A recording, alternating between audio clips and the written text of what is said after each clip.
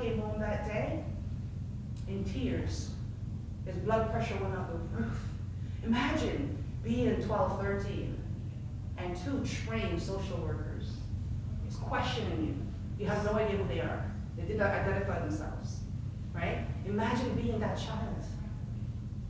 How many black children have endured that? Being an adult and being in that situation, that's scary within itself. So when that happened, my son was out of school for a week. He got sick, I got sick, right? I was on the phone with his cardiologist she has a hospital in Ghana, and she does heart surgeries and stuff like that on children. She was on the phone for practice over here. So between her being down there and calling over here and getting doctors on the phone and everyone just rallied around, to make sure that he was okay. But we became a part of the statistics that's happening to black families.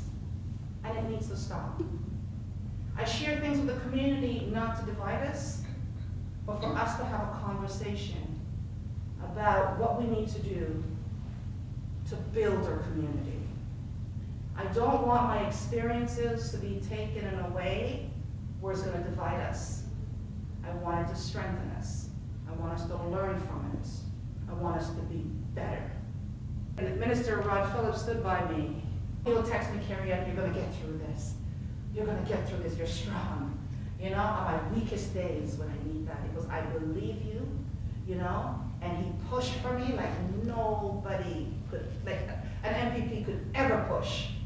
He pushed us hard. I did get an apology, and I was told to report the judge for what he did to me and my son. But there's been so many things, so many cases.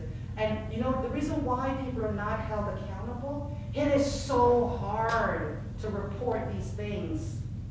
Our foundation received a grant from the federal government to strengthen our organization for systemic anti-black racism, and that helped us to report so many people, right? But I want us to do better. I want us to stop hurting our black families, our black children. And I think, we did the mental health chat, the Alice Monahan mental health chat, youth mental health chat. And for change, majority of the people who came out were minorities. I've never seen that at any of my events, except for the black events.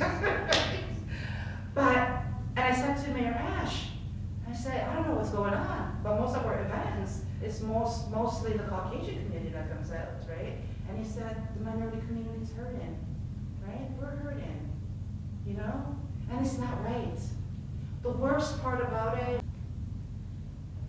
I was suffocated. I had spasm in my heart. And for you to see that as my attitude, you had to have hated me in a way that was so inhumane. To not get me help.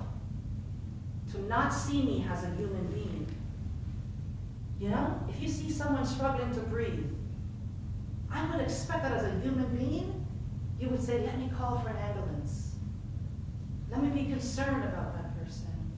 Let me do something to help a fellow human being. But that's the part that gets me the most. You hated the color of my skin so much. You could not see my humanity. I've spoken to several politicians behind the scenes. And because I wanted them to know, One thing Minister Bethel said to me, imagine that, Carion. All you needed was time. They couldn't even afford that to you, right? So when I said I needed time, I needed disability accommodation under the Human Rights Code, the AOTA. At that time, I did not know that there was Bill C-81 that protected my rights. I had rights to fair access to service.